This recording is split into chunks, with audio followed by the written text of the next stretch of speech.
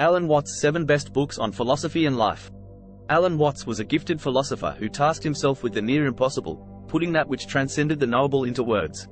The following Alan Watts books cover a number of different topics. A messenger of Zen, Watts bridged the gap of understanding between the East and West, and paint a full picture of a well-lived life in a whimsically poetic way.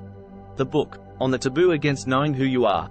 The idea of the ego, or self, as an isolated being not connected to the rest of the universe has given us a hostile view of the world, outside of ourselves. Become what you are. You may believe yourself out of harmony with life and its eternal now, but you cannot be, for you are life and exist now. There is no coming toward it or going away from it. It is, and you are it. The Way of Zen. Zen is one branch of Buddhism.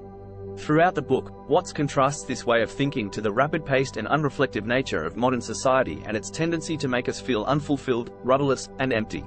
A world which increasingly consists of destinations without journeys between them, a world which values only getting somewhere, as fast as possible, becomes a world without substance. Nature, man and woman.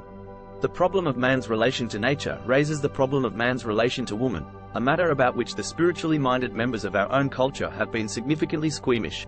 The wisdom of insecurity, a message for the age of anxiety. The main purpose of this Alan Watts book is to get you living in the present moment. Written in 1951, his prophetic words predicted modern society being increasingly led by more complex technology. The consequence, Watts thought, would be that we'll lose our connection to authentic experiences. Tomorrow and plans for tomorrow can have no significance at all unless you are in full contact with the reality of the present, since it is in the present and only in the present that you live.